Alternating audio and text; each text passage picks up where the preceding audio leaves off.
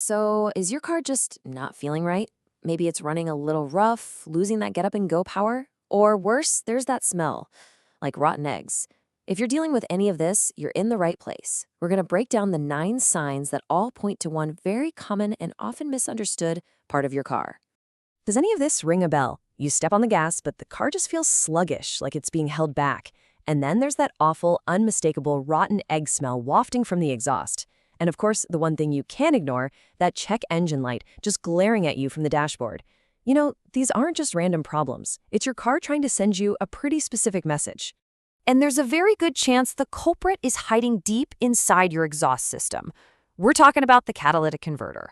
So in this explainer, we're going to walk through the 9 key symptoms of a failing converter, what's actually happening when you feel them, and what you really need to do about it. Okay, so before we jump into the symptoms, what in the world is a catalytic converter, and why is it so important? Let's do a quick breakdown. At its core, a catalytic converter is basically a super-powered filter. Its one and only job is to take the really nasty, toxic gases that your engine makes, stuff like carbon monoxide and unburned fuel, and perform a little chemistry magic to turn them into much safer stuff before it all goes out into the air.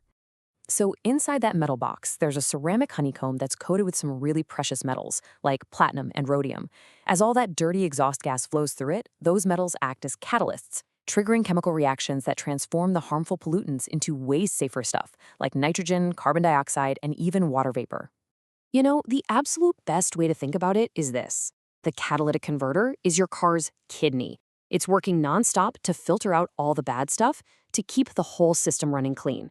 And, well, just like a kidney, when it stops working right, the entire system starts to feel the pain. So how do you actually know when this kidney is on the fritz? Well, thankfully, your car gives you some pretty clear warnings. Let's walk through the 9 most common symptoms, starting with the one that's basically impossible to miss. And there it is, symptom number 1, the dreaded check engine light. This is almost always the first sign you'll see. See, your car's computer is constantly monitoring how well the converter is doing its job. When it senses a problem, it throws a trouble code, and the most common one by far is P0420.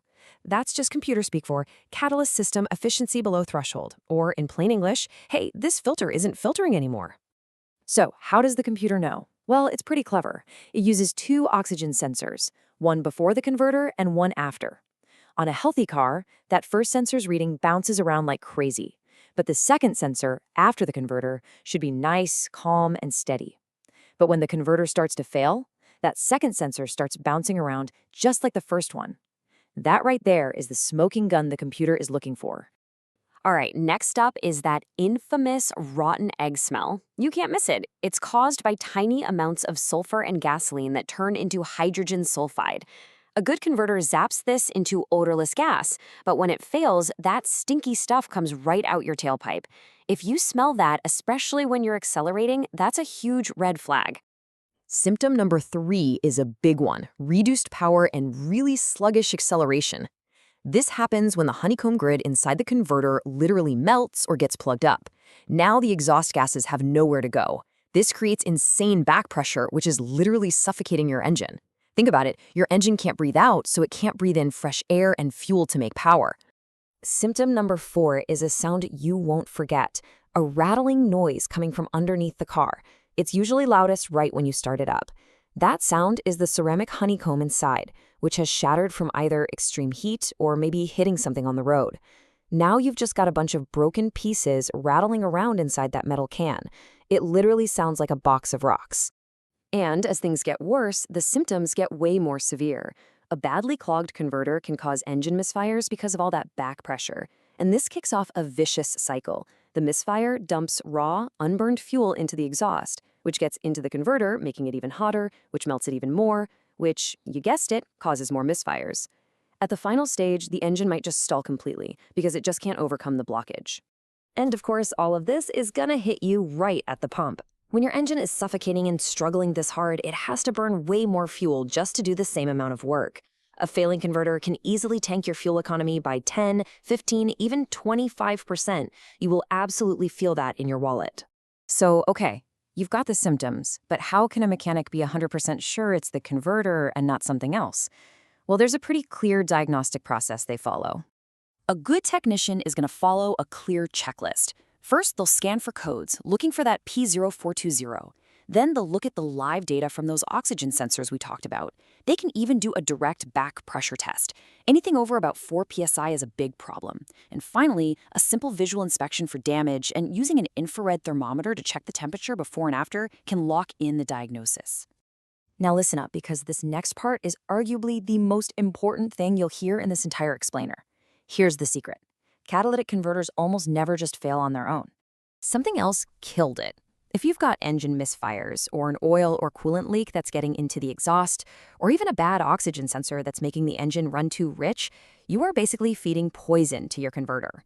If you just slap a new one on without fixing that original problem, I guarantee you'll be buying another one in just a few months. You have to fix the root cause first.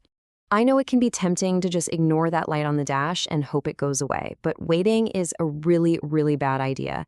This problem is about way more than just failing an emissions test. A clogged converter that's getting fed raw fuel can get unbelievably hot. We're talking up to 1,650 degrees Fahrenheit. That's hot enough to glow bright red, and more terrifyingly, it's more than hot enough to set dry grass or leaves on fire if you park over them. It's a serious safety hazard. So let's be crystal clear. A failing converter isn't just an emissions issue. It's a performance issue, it's a fuel economy issue, and it is a major safety hazard.